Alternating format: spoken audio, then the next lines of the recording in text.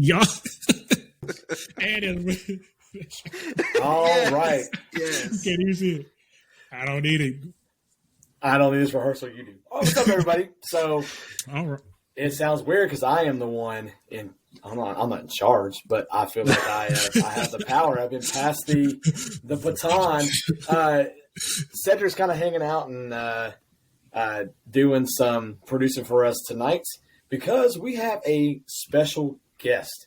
Our first guest of the season. We have Dan, who is the head man of Drum Corps Circle. So if you see them on Twitter or any of your socials, you'll see a lot of stuff. They do a lot of stuff with DCI. This year, we kind of tagged along with him. Definitely give him a follow. Yeah, for real. Drum Corps Circle. Good I think stuff. it's at all those socials there. Good stuff there. Really excited about having him on today. And we're going to do kind of a recap, wrap kind of show kind of thing today. Kind of talk about these Drum Corps Circle awards and kind of our thoughts on all of those things there. So I'm going to introduce Dan from Drum Corps Circle. Why don't you tell us a little bit about yourself and kind of how you got into the drum corps world and kind of where you are now? Yeah, it's a long story, to tell you the truth. I started actually in drum corps when I was only 7 years old. I'm 52 now. And it was just a little parade corps up the street from my house that used to do parades, Memorial Day and opening day of Little League and that kind of stuff. And my parents saw I was interested at 7 years old, and I started as a cymbal player because that was Nice. the easiest thing to pick up. Just smash whenever you feel like it. Played a little bit of drum. I was a baritone for the most of the time. Once I was of age to go out on my own, when I was 16, I joined the Sunrisers of DCA. And I played, then it was contrabass. And even then, it was only a valve rotor contrabass, no two valves for me yet. I did go to Berklee College of Music, and I studied tuba there. And been off and on with drum corps for, the whole time. There was a period there, a good 20, 25 years where real life took over. So drum corps went on the back burner, but recently my wife and I have been a lot more involved with watching a lot of drum corps, a lot of marching band in the non-drum corps season, and of course Winter Guard when that's going. So we're very involved in staying abreast of what's going on. We have quite a few friends that are still in the activity from just being watchers, mostly like ourselves.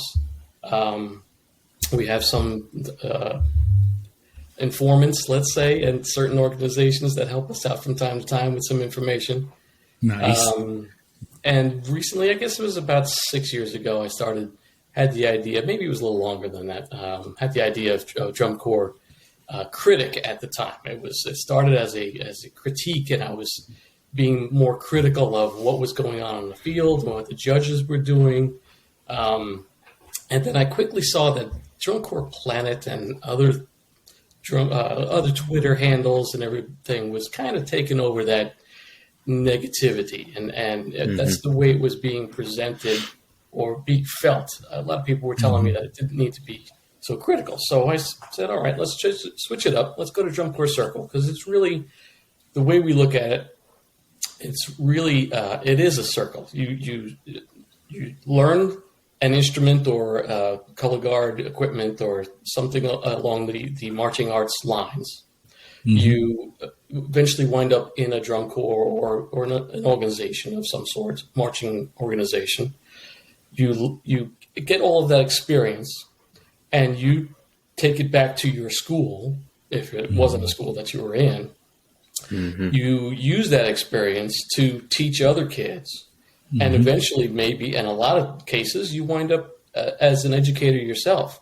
And you take all of that experience and you wrap it around, and eventually you're teaching, you're getting that experience of the teaching, you're teaching those kids who wind up in a drum corps or other performing group, and the circle just keeps continuing. And that's the way we try to look at it now. We're trying to be more positive about it. I like that. And I think it's gone pretty well. So the Drum Corps Circle started out again, drum corps critic, and we evolved into Drum Corps Circle. And about a year into that, I said, it'd be interesting if we could get something along the lines of some sort of awards, some favorites, because you see, the caption awards, of course, and all the placements and the scores, and we don't really get into scoring.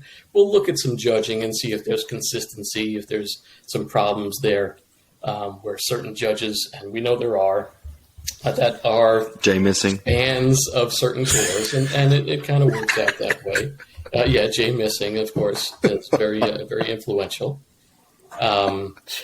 So we don't really get into the actual scores themselves, but we started looking at, there's a lot of things that kind of go unsung. There used to be a drum major award. I know there is still a PTA. There's a different type. It's like a leadership award, and it usually goes to a drum major, but not always. So what are some of the things that don't really get any attention during the year? And some of these things that we go into, you really have to be paying attention. You have to watch a lot of drum corps to kind of get into it, because if you watch a corps once or twice, even you're not going to see a lot of what we're looking at. So we have awards for the drum major. We have awards for, and these are favorites, not the best. There are certain, like we have a soloist, musical soloist award. You could be a really good technical soloist, but people just don't go towards you for some reason. There's exactly. Part of the show, but certain things, certain influence happens during the show that makes you want really gravitate towards a certain soloist. So we have awards for, as I said, drum major, front ensemble, cymbal line, social media account, use of vocals, a musical soloist, the use of props, and a color guard feature. So what we do is at the beginning of the year, we started out with nominations, and this is the first year that I actually held nominations the same way we did the awards. We just normally had people respond to us on Twitter with their nominations. We don't get a lot of nominations because there's just not a lot of people watching drum corps as much as we are. But the nominations come in, and we go for we set up our nominees, of course, based on the nominations that come in. Now, we don't always get suitable nominations. Some people are very negative, like use of vocals. Often we'll see nobody or something like that. So it's not always the greatest stuff that comes in. But, we pare it down, and we get it down to usually the top 4 nominees in each category. This year we had a few categories that went out to 6 nominees, and we'll get into those in a little bit. So that's basically where this all comes together. And I saw you guys pop up a few weeks before finals, and we're looking for some backing, some Twitter followers, and basically I said, hey, you guys want to. I will promote you on the Drum Corps Circle, and I forget what I was asking you to promote the Drum Corps Circle the awards. So sure did. That next podcast. Drop that link right there. It's working pretty well. So now you guys are on Twitter, and I see you're on Instagram now as well, and I'm on your Facebook page. So we're all running in the same pace about at this point. So. I appreciate you. Yeah, I think, man. Like, I think that's one of the coolest things about this activity is just getting to know people from different parts. And this is the first time we've met. I won't say face to face, but this is the first time we've had some, interactions without the veil of Twitter and social media. It's just really cool to see kind of that stuff. And I think that, Drum Corps Circle is like the perfect thing for drum corps. I think, there's so many times that, people get bogged down in the scores and stuff like that. It's just a good lighthearted way to promote the things that, don't really get credit. Like you said, I know Will is all about that front ensemble. So it's not just the awards too. The Drum Corps Circle, we go all year long. We had a little bit of a lull after WGI, but we go pretty much all year long. And on Twitter, I try to keep it humorous, funny memes, bending popular memes into a drum corps a theme kind of thing. Just taking funny pictures and adding meme words to it, and just seeing how that all works out. My favorite meme that we had a couple of years ago when Mandarins did what was the name of the show? Subterra. And towards the end of the show, they had two people on a platform, and one was choking the other out.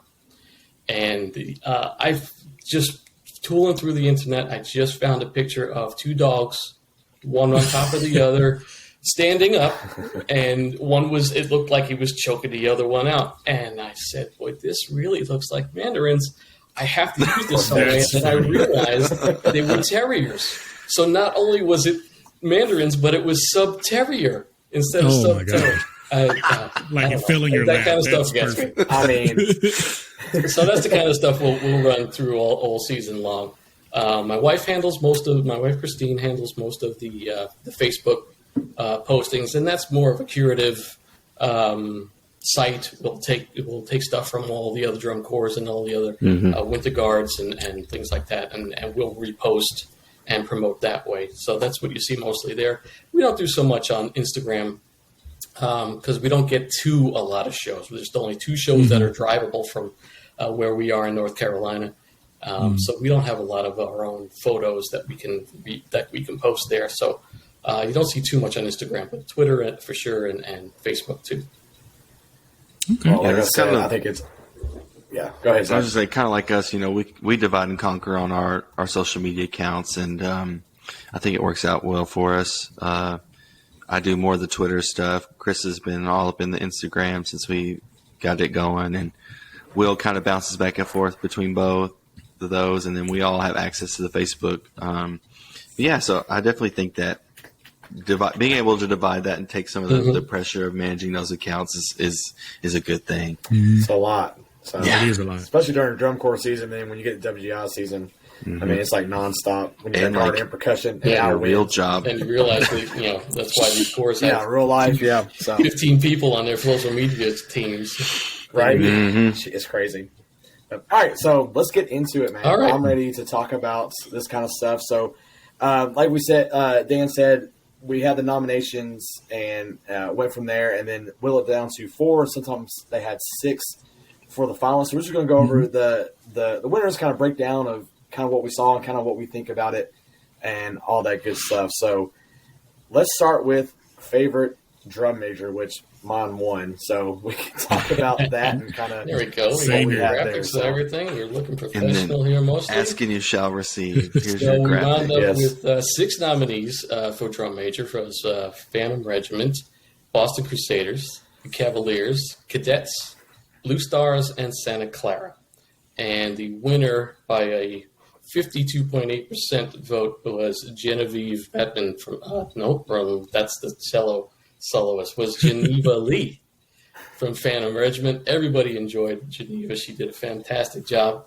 And I think for sure what made her a fan favorite was the splash of hair coming out of the Oh, yeah. helmet. The traditional Oh, yeah. Phantom It is an helmet. attention getter. Yeah, that was good. That was definitely brought her attention right away. And she wasn't just the hair. If you took a look and Oh, watched no. her perform, Oh, yes. She had a knew what presence she on was that doing. podium. She could command that field very well Yeah. with the best of them. So That was just an attention grabber. very excited Yeah. for Geneva. Yeah. She did a fantastic job. Yeah, I always feel like Phantom always has their drum major are always top notch. I always feel like, there's a certain standard there. I mean, there's a certain standard everywhere, but I always feel like Phantom, I mean, when you watch their drum majors, I mean, they're in command. They have a presence on the podium. I just think that's a good pedigree that's starting there in Phantom. I will say, I think if we would have waited to pass finals and Bluecoats, if she could have made the glasses get into the stands, I think she would have. If she could have got those glasses in the stands, I think she would have won that one, but it didn't Straight happen. down. Yeah, they said there was a 3-point penalty if she got him into the stands. So they discouraged her from doing that. Yeah, that was really funny. We're like right there beside her, and they actually let her. They actually said that she was able to. The time and penalty guys said she was good to do it, And so she tried on the finals. I mean, it landed. It get three, anywhere. 3 inches away from the And podium. you could just see the come down from her face. But I mean, it was good. But yeah, kudos to Phantom, man. Yeah. I mean, like I said, that show in and of itself was just amazing. Just having her on the podium from them, I think, just did wonders for them too. Mhm. So, you guys got anything else you want to say about Drum Major? Nope. Oh, cool. All right. So let's move on to our next one is favorite symbol line. Favorite symbol I know line. Will's got some stuff for this one. We'll let Dan talk first. This has been dwindling, unfortunately, over the years. And as an original symbol player back when I was 7 years old, it's been one of my favorite things to watch. It's always a good watch throughout a show if you get a chance. There was a show that was a standstill. I forget, was that Murfreesboro? Yes. Murfreesboro. Yes. We were there for that one. Vanguard. CV Yeah. in They put them front and center. standstill. It was dead up And front. That was fantastic to just watch them the entire show. You didn't have to worry about any other visuals or drill going Nope. on. That was so much fun to just watch SCV. Our nominees were SCV, the Colts, Madison, and Jersey Surf. I know there were a couple other corps that had symbol lines but did not get nominated. I think Gold was one of them. I think there was another corps I forget. Even Music BDB City. has one. I think Music City Right. had a line Yeah, it's like too. BDB. Yeah, has one. BDB has one. Yeah. Music City. Music City too. Okay, Music City had everybody on their drum line this year. so that's good. That's seven lines. That's good. That'll keep us going for a little while. This was a close one, but not our closest. This is Santa Clara won with 37.4%, and the Colts were right behind them at 36.3% of the vote. Drops off after there. This is as close as we've had since we've been doing the Drum Corps Circle Awards, and pretty much Santa Clara has won every year. So, but the Colts gave them a good run this year. They had some very good surprising visuals Colts. Yeah, and yeah, pretty good. surprising Colts did that well. Yeah, Will, go ahead, man. Go ahead. Whatever. Bro. I'm gonna let you finish, but the Madison What? Scouts. Madison Scouts were the best. I don't know. Oh man. It could be sometimes, people may not know and they just go off of what is usually like the most talked about or most seen symbol line, and if they don't know like the grit and grind, the inside of the symbol line and where they've evolved from years to years. Like I know they used to do I&E and stuff, or I'm assuming DCI still does it, where they do like different solos and groups, ensembles and stuff like that. I know Scouts have won that a few times for the symbol line, but it makes sense because SCV does have that raw presence to them. It's that traditional style, and it's that no holds bars type style. It's 100% energy all the time. So definitely kudos to SCV. I'm still a fan of SCV regardless, but the Scouts still should have won. Cool. Like I said, that Colts being that close, like, I didn't really get to see. I didn't really think, honestly, they had a symbol line until we were watching. I think it was like San Antonio was the one. I was like, oh, they got a symbol line. But I mean, the one that did it for me, I chose Vanguard as mine just because I was at that Murfreesboro show, and because I got to see them stand still wise, that kind of did it for me. Just seeing all the cool stuff they get to do, and I hate that because. You have all these other groups that have symbol lines, are doing all the cool visuals and stuff, but that moment for me really did it for Vanguard. So, and I'm a Vanguard fan. So, I actually nominated Colts. I knew that Vanguard had a really good chance at winning it, but it was after the season that they were having at the time the nominations came out, I was like, people got to hear about this group. So that was one of the reasons why I chose the Colts, because I knew people were going to talk about Vanguard and probably Scouts too. But I was like, man, the Colts are just coming up this season, and I'm going to give them some love and get their name out there a little bit more. And then when we watched in San Antonio, things like that, I took some time to watch them, and I was like, all right, this is legit. Like, these guys are good.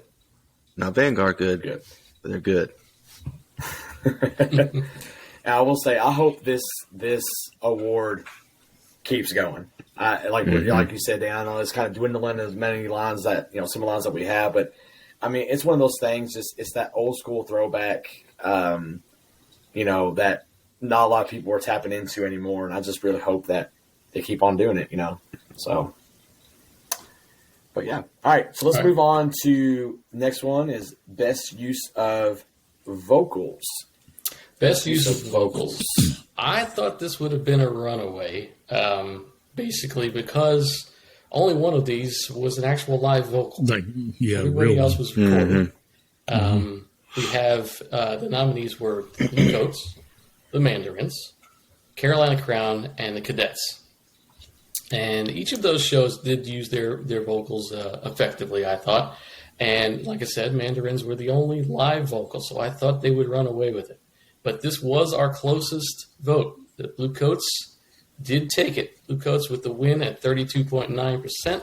Mandarins right behind them, half a point, 32.4% of the votes out of 769 votes. So very tight race there. You got to hand it to Charles Henderson out in Mandarins. What a fantastic job throughout the year! Man. The video I saw on how they even just found him. He was just in the Jubal line last year and began to sing their finale song, and the light bulbs went on. Hey, we can use this, and this is going to be really, really good. And he was fantastic all year long. Did not warble, did not crack, no problems in any of the shows that we saw. That I noticed it. I was about to say note. That. He was fantastic. Yeah, I think we go ahead, Will. Sorry. I was just gonna say the only thing I can think of why majority of people may chose Bluecoats is because of the storytelling and how well it incorporated in their show. I think maybe that spoke to them because while fantastic he is for the Mandarins, when you get vocals through the entire show, maybe it just hits different because I think he doesn't start singing till the ballad.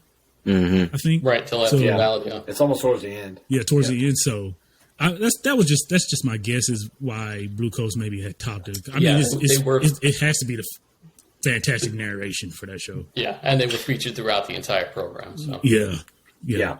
I might even throw out there that, Bluecoats got a lot of presence on social media, and people talk about them a lot this season. I don't think people did Mandarins as much.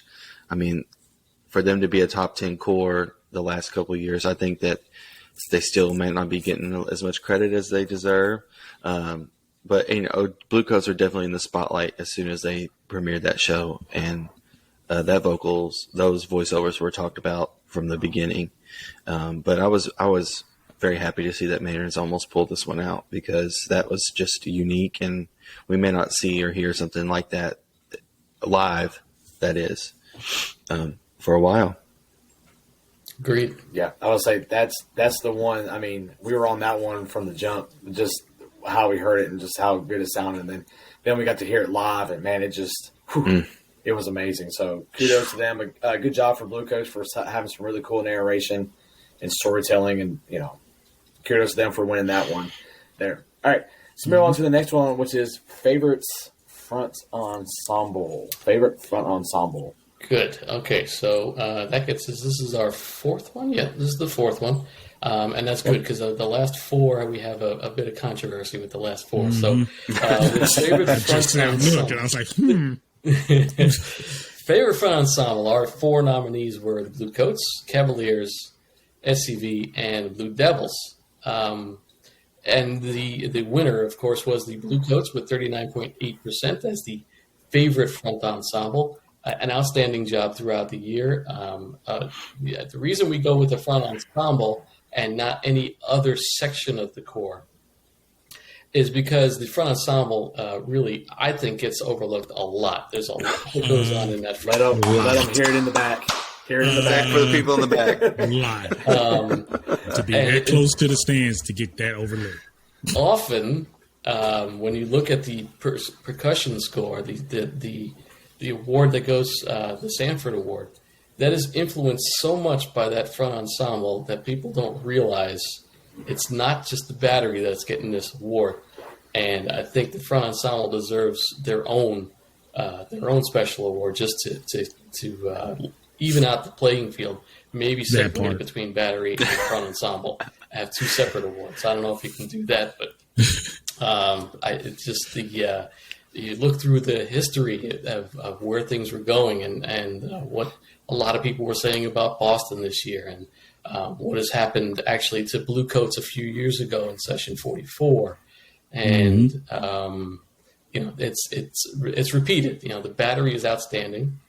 The front ensemble may be dragging it back, or the other way around. So it's very important that they get some focus themselves. And I'm glad to see that the Blue Coats were able to maintain throughout the season and get that award, that Sanford Award, away from SCV. Who, I mean, not saying they don't deserve it, but they had a stranglehold on that award for a few years, and it's good to see somebody else get some notoriety. Yeah.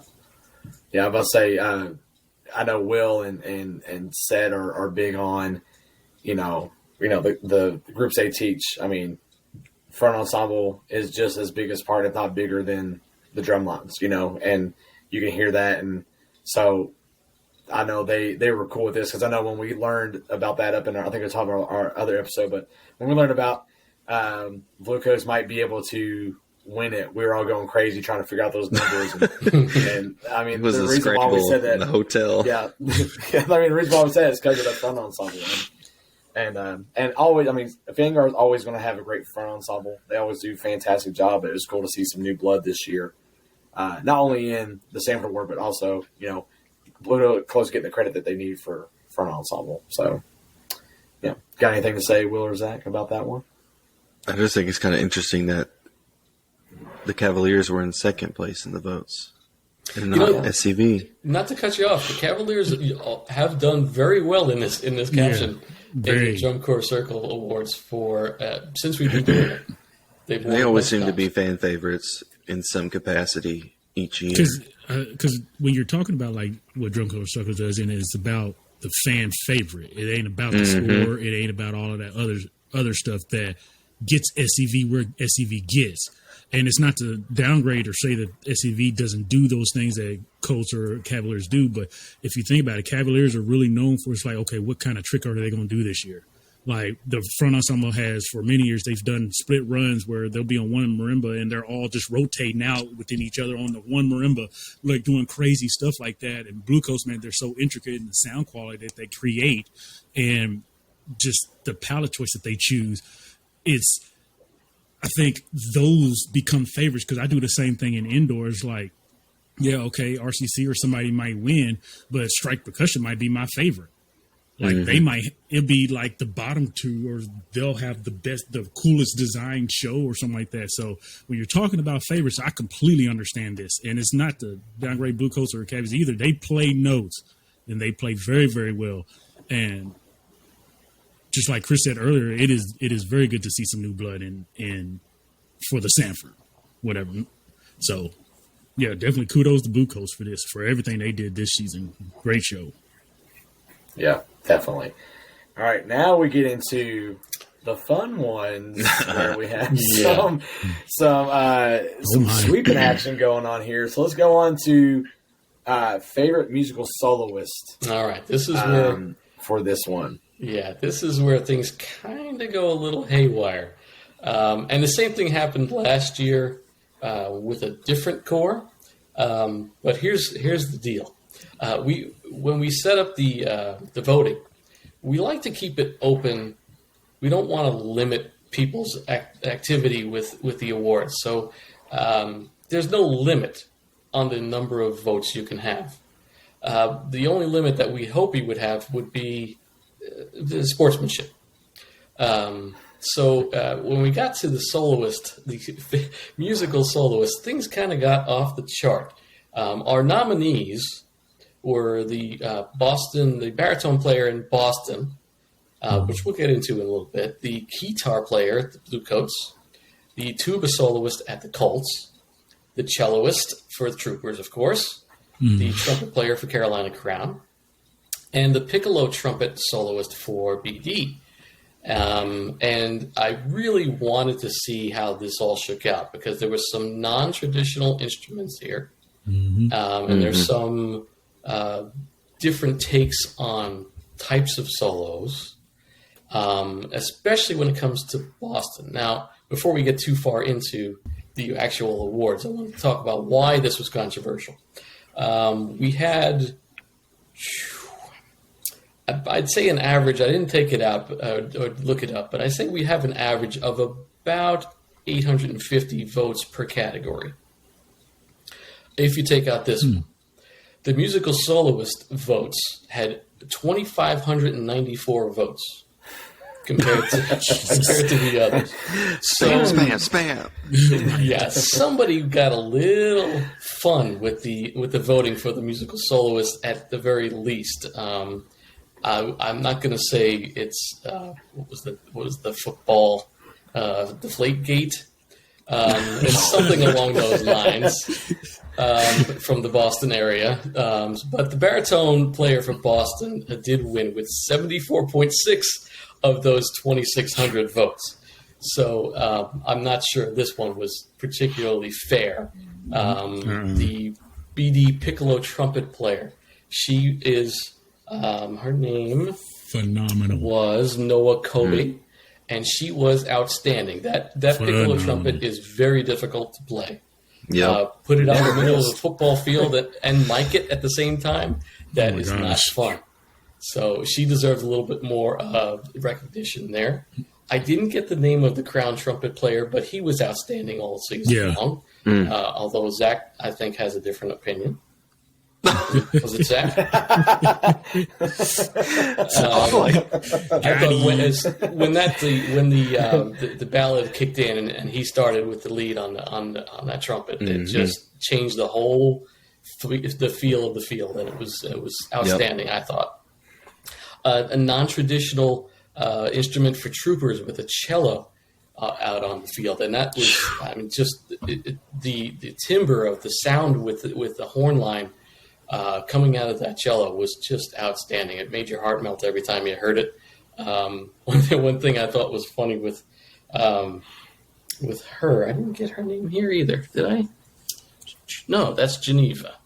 Geneva out there on on the oil derrick at center field started out the season not all the way at the top of the derrick, close to the top of the derrick, and then we started getting closer to finals and.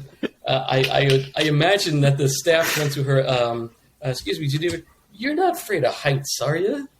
And she wound up at the very top of the derrick and played outstanding just as well, just really took it all in, and she really rounded out that horn line with that sound from the cello. I thought she was outstanding. The Colts tuba player, CJ, he did an outstanding job every single show. Except for one we saw where the mic didn't quite work very well. Not his fault, though, but he did an outstanding job there. He was a star for that tuba line. What else can you say about the Blue Coats guitar player, Ryan Jacobs? A legend. Just outstanding. I mean, it's, again, non-traditional instrument. A lot of the traditionalists will poo-poo having that guitar out there on the field to begin with, but man, he was just outstanding. The joy every time he played the solos and just ran it. And he was just wonderful to watch. You just got all of the energy from him. Were you guys at prelims, or did you just go to semifinals? We were just at finals finals, only. yeah. Oh, you only finals? Yeah. Okay. At we were in the prelims, car during semis. Yeah. At prelims, there was a bit of an electronics issue with the guitar. In the first solos, he goes out to the red light and the stoplight. Before that, he picks up the black guitar at the front, and he jumps on the red stoplight, and he hits a couple notes, and nothing. There's no sound at all coming out of it. He dropped that guitar, ran to the front. They had a backup guitar all set up, ready to go. He picked it up, put it on, jumped right back on the red stoplight like it didn't even happen. He just the ice went into his veins. He was on top of it, and it didn't miss a beat. He was fantastic. That's hard to teach. I mean, that guy would be. I mean, it's almost as much as the Blue Coast Wink, man. I think it's up there. Yeah, with that it's for up them. there. So I mean, that's awesome. And like I said, kudos to all the soloists. I know we were kind of split on the. I think a couple of us picked BD's piccolo trumpet. She nailed it every single time, man.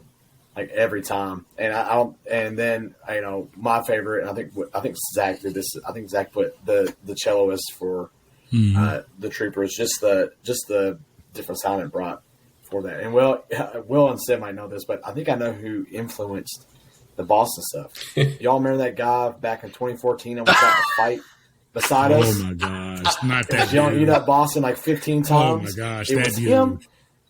I'm calling you out. It was him. I don't know his name. Brad. We don't Brad, know you. Derek, Stan. I don't know who you I are. think his name No, was we ain't Stan. forgot. We ain't forgot, Dan. Yeah. I don't want to put the Boston baritone player down. He was outstanding as well. No, I didn't no. get his name, but Him and the trumpet soloist. he did. Yeah. He did something that was unusual with. I mean, it's a baritone solo, but it was really a percussion solo. If you go back and take a look at it, he is playing counterpart to a lot of what the snare line is playing, but he's playing it with tonal notes. Yeah. It really was a different take on how you do a drum corps solo, and he really did an outstanding job as well. Some high notes are there at the end, he's totally deserving of the award. I just don't know about the margin of victory. Right. That part. Yeah, it should be a lot closer than that, but they did a great job with that. Let's move on to favorite color guard feature. We're going to see a theme playing out here. For a Favorite little color bit. guard Oh my feature. Our nominees again were Boston, Carolina, the Cadets, and the Blue Stars. And again, all worthy nominees here. Boston ran away with it, 69.6% of the vote. Crown was the next closest at only 18.8%. So, again, the margin of victory here is a bit slighted, or is a bit, I don't know what the word would be, a little too large. But Boston, of course, was deserving. That color guard throughout the season, I mean, it's just outstanding. There was nobody even close to him. Some of their stuff might have been almost. Some of their color guard stuff might have been almost harder than the drumline book. I'm not even gonna lie about that. If you know anything about color guard or been around or watch and saw some of the stuff, the exchanges and the just, I'm sitting here like, okay, first of all, this isn't fair, okay, to anybody, and Right. that staff is drinking some water nobody else is allowed to have because it's unreal. It's unreal. Yeah, I would say it is slanted, but I mean, Boston, all year, I think I can't remember the number now, but was it 24 or 27 returning guard? Yeah, it was an ungodly Yeah. amount. Something crazy. And you can tell because they knew what their talent level was and they ran with it. Yeah, they definitely brought a lot to that core this year. So good on them with that. And Crown as well. I mean, their guard was strong this year. I mean, you can't say nothing about it. The GE had to come from somewhere. Yeah. And, I mean, the guard brought it every single time. So That's the good on only them with group. that. So Boston, go ahead. I was saying that's the only other group I had other than honestly Blue Devils. If Boston didn't win color guard, I actually had Crown winning it or BD winning it. Those were the other two that I had just as close to Boston at the top for color guard. Yeah. Awesome. So let's go on to the next one. Favorite social media presence. That's our next one. We're gonna talk about. Oh, what? Boston? No. Boston, and second was the Blue Coats with the Blue Knights in third. Colts, surprise there. Crown and BD. Now, I thought BD had some pretty good presentations this year. I'll tell you, I'll be honest with you, I'm not a big BD fan, but the organization there's no denying that it's the best outstanding. in the business. They really, I thought they brought it on this year with their social media. a lot of good videos and presentations across all of the social media platforms. But again, Boston Crusaders, 37.8% of the vote to Blue Coats 19.5%. And, if you're on social media, and that's basically what we're talking about here, or have been talking about for the most part, all of these corps put so much time and effort into social media and getting the word out and presenting their programs and trying to explain what's happening. And, some get into individual members and they go in, maybe some of them even go into like who's cooking in the kitchen. And there's all kinds of stuff going on. And it's really outstanding work being done. I would not be surprised to see at least some of these members go on to Hollywood careers. Just the work that they do in the technical aspects of everything they're doing, it's just top ranked stuff. And Boston runs away with it again. Yeah, it's just like BD and SCV people going into Blue Man Group and stuff like that. I'm actually shocked, to be honest, that Blue Coats didn't win this, as their stuff pops up everywhere on my phone. Honestly, and stuff like Crown or anybody else, man. Blue Knights, the same way. Even Snapchat, it's like, oh my gosh, everywhere. Everywhere I turn, I see a video from Blue Coats. One corps that I feel like is starting to. I don't think they're on this list. I don't think they are. But one corps that's starting to like pick it up is Phantom. I don't know if anyone follows Phantoms, but they do a really good job. Now they don't have the video aspect like a lot of those others do, but the photography they do a really good job of.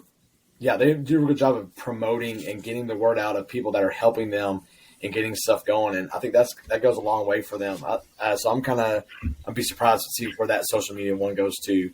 But I enjoy Blue Knights a whole lot. I think Blue Knights is a really good one. Cavaliers is another good one too. They kind of interact with each other. Yes, that's what's cool. They see the interaction between the corps. Yeah, Troopers have gotten in on with them some too. Blue Knights and Cavaliers, and like when there was some rainouts and things like that, they were like, "We miss you. We'll see you next week" or whatever. So like when they meet up again on tour, so the social media camaraderie is really nice to see between the groups. Yeah, awesome. So our last one now was this a bonus one. Now in previous years I had this use of props. I also had a couple other captions. One was use of electronics, but that's become so prevalent now that it's really hard to say.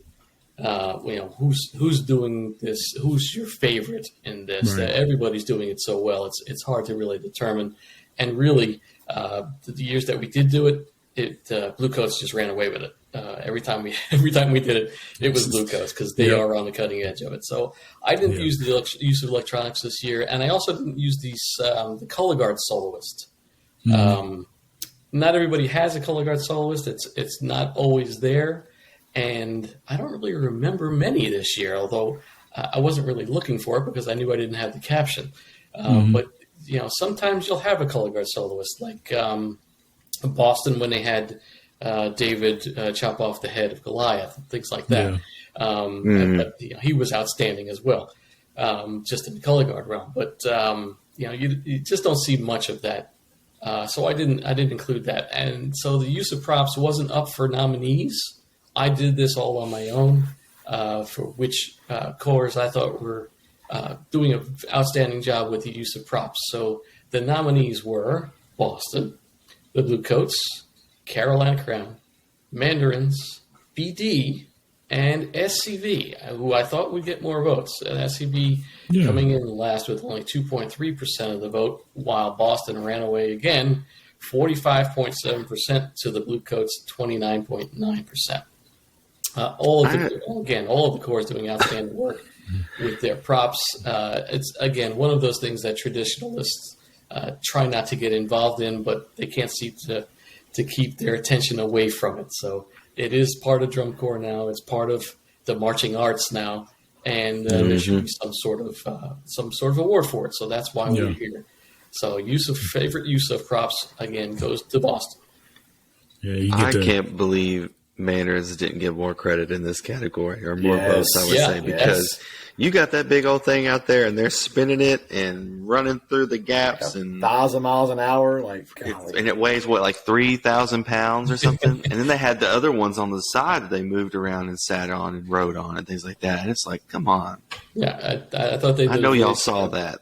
with using them and marking out the field Yes. differently, changing the way the field looked throughout the show.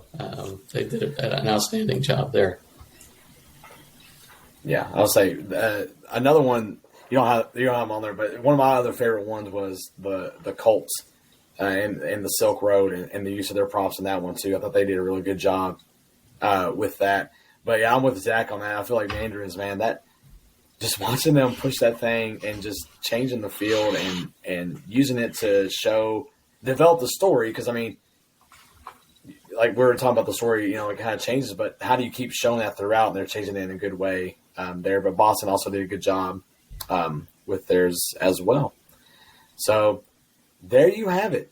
There are the Drum Corps Circle Awards, the finals, the wrap up on those things. And I think that this is something that's really cool. And hopefully we can start getting more and more interaction, and hopefully Stan or Derek or whatever his name is doesn't flood the votes anymore. But hey, we're working on changing the way the votes are going to come in next year.